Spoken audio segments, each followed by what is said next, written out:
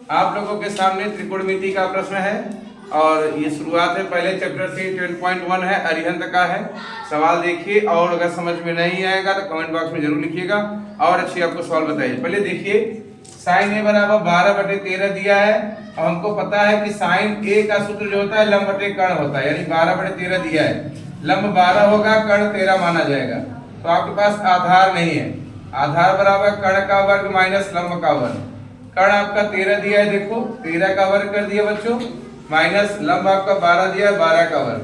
13 का वर्ग 169 होता है, 12 का वर्ग 144। 169 में से 144 चला जाएगा बच्चों, 25 आएगा और 25 का वर्गमूल 5, तो cos से बराबर इतना होता है आधार बटे कर्ण, तो cos बराबर 5/13। अब देखिए इसी टाइप का एक सवाल और दिया है, यदि tan थीटा बराबर a बटे b तो sec थीटा का मान।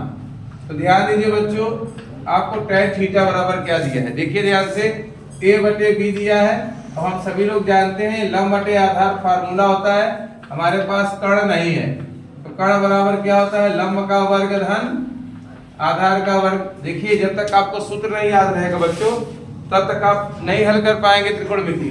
तो tan थीटा बराबर आपका लंब बटे आधार से पहले कर्ण निकालेंगे, कर्ण का कितना हो गया, लंब आपका a है तो a² हो गया और आधार b है b², तो कर्ण बराबर आपका हो गया √a² प्लस b²। पता किसका मान करना है, sec थीटा। तो sec थीटा बराबर आपका क्या होता है सूत्र बच्चों, कर्ण बटे आधार। तो कर्ण का मान रख दीजिए √a²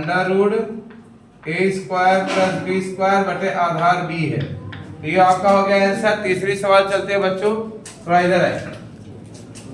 साइन c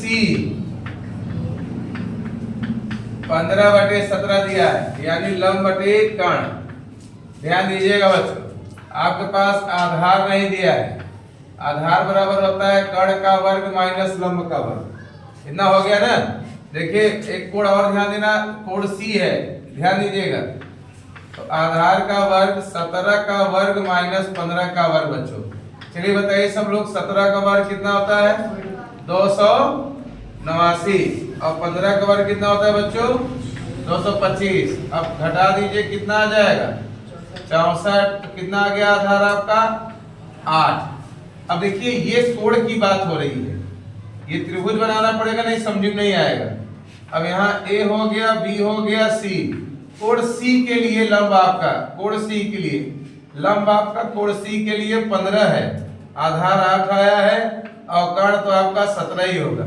लेकिन एक चीज जान लीजिए, ये आपका हो गया, लेकिन जब कोण A कहा जाएगा तो कोण A के लिए लंब ये हो जाएगा, ध्यान दीजिएगा।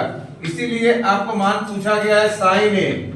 तो साइन A बराबर सूत्र तो होता है लंब बटे कर्ण, लेकिन अब आपका कोण A के लिए लंब क्या होगा, कोण A के लिए लंब BC होगा और कर्ण आपका AC होता है, कर्ण हमेशा नहीं बदलता, वही रहता है।